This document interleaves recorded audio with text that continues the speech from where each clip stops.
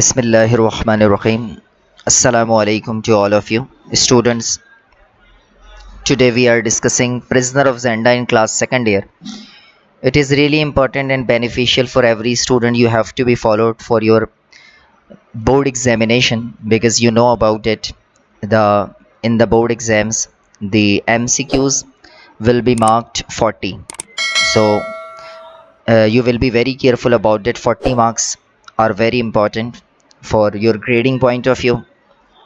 So I will explain all the MCQs and answers of the questions as well in the multiple choice question answers.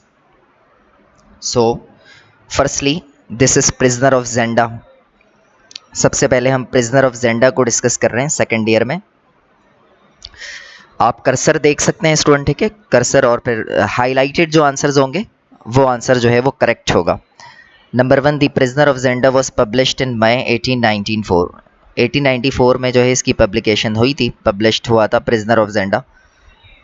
Question number 2 जो MCQ है हमारे पास, this novel concerns the adventure of dash. ये किसके मतलब जो है वो कंसर्न करता है, तो ये ब्लैक माइकल का किरदार जो है इसमें बहुत ही अहम था कि ये बदमाश था. Number 3, dash is the sequel of the Zenda. Sequel का मतलब होता है आगे बढ़ना. तो इस केस को, मामलात को किसने आगे बढ़ाया था, तो जेंडा में, तो वो र्यूपर्ट ऑफ हैंड्सऑन ने बढ़ाया था. ठीक है. नंबर 4 हमारे पास जो है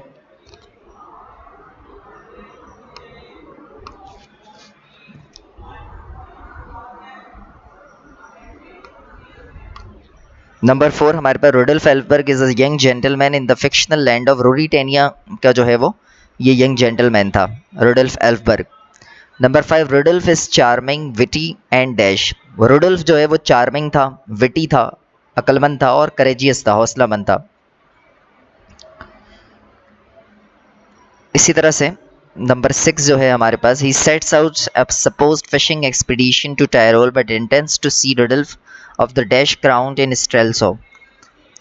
ये जो एक्सपीडिशन, जो मुहिम हुई थी टायरोल में, तो ये कौन सी मुहिम थी, तो ये नंबर 5 थी.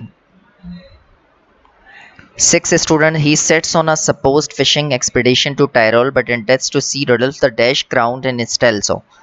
इसके बारे में मैंने बताया आपको कि 5th इसका आंसर डी करेक्ट आंसर होगा इसका. Number 7, the novel is written by Anthony Hope. Sir Anthony Hope Hawkins जो है इसका सही आंसर है. 8, the popular dash romance relates the adventure of Rudolf Rassendyll. Victorian है, विक्टोरियन, ठीक है, यानी कामयाबी, फातेह. Number 9, the writer of the novel was dash by profession. ये जो राइटर था ये बाय प्रोफेशन जो है ना बैरिस्टर था. Number 10, Rudolf Rassendyll is the younger brother of the Earl of dash. Burlesdon का भाई था ये, यंगर ब्रदर ऑफ बर्लेस्डन. 11 में, king Rudolph is hard drinking playboy dash with the common people. एक तो ये हार्ड ड्रिंकिंग करता था रुडोल्फ, और इसके अलावा नोटोरियस भी था, यानी बदनामी हो जाती है, लाजमी सी बात है कि शराब पीना कोई अच्छा अमल तो नहीं है. 12 में, Rudolf Elphberg is dash by the aristocracy, the church, the army and the rich classes in general. Supported इसका आंसर है. एरिस्टोक्रेसी का मतलब होता है मगरूर होना, ठीक है. सपोर्ट लाजमी सी बात है कि वो दौलत की वजह से सपोर्ट किया जाता था, कि पैसे में बड़ी ताकत होती है. 13, his political rival his younger half brother Michael Duke and governor of dash the capital city. तो वो कहाँ का गवर्नर था, स्ट्रेल्सो का गवर्नर था. 14 में, Michael has no legitimate claim. Legitimate कहते हैं जायज़ को. Michael has no legitimate claim to the throne because he is the son of father dash second marriage, slave marriage, ठीक है. स्लेव कहते हैं गुलामी को, और रॉयल कहते हैं रॉयलिटी को, यानी कि बादशाहत को. और मॉर्गेनेटिक का मतलब ये होता है कि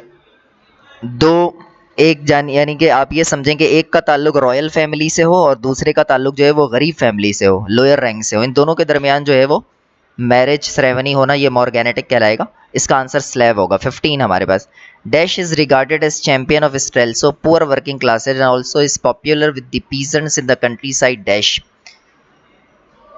स्ट्रेल्सो में पुअर वर्किंग क्लासेस से जो है वो किसका ताल्लुक था, और पीजेंट्स वगैरह से यानी हारियों से किसका ताल्लुक था, तो रुडोल्फ रेजेंडल का था 15 में।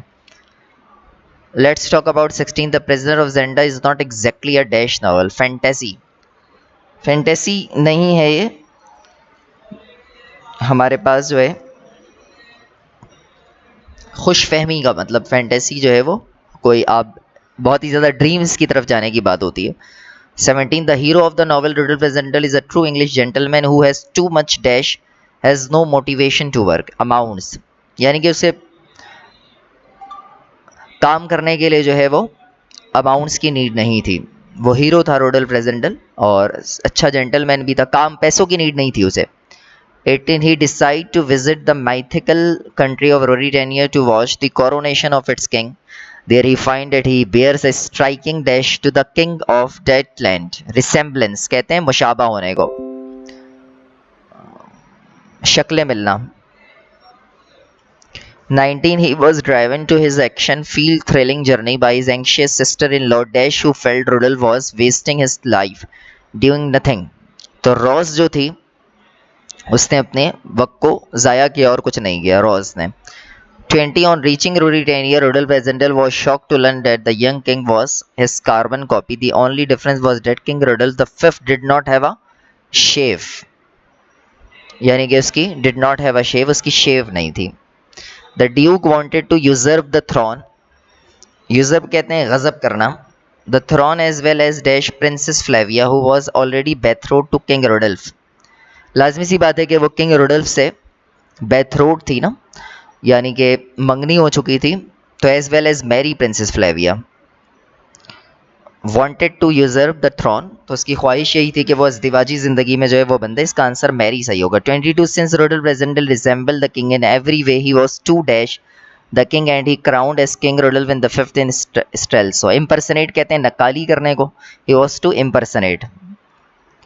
लाजमी सी बात है कि रुडोल्फ रेजेंडल ने नकाली की थी जब रुडोल्फ एल्फबर्ग जो है उसने बहुत ज़्यादा ड्रिंकिंग कर ली थी, तो इसका जवाब इम्पर्सनेट सही होगा इसका आंसर।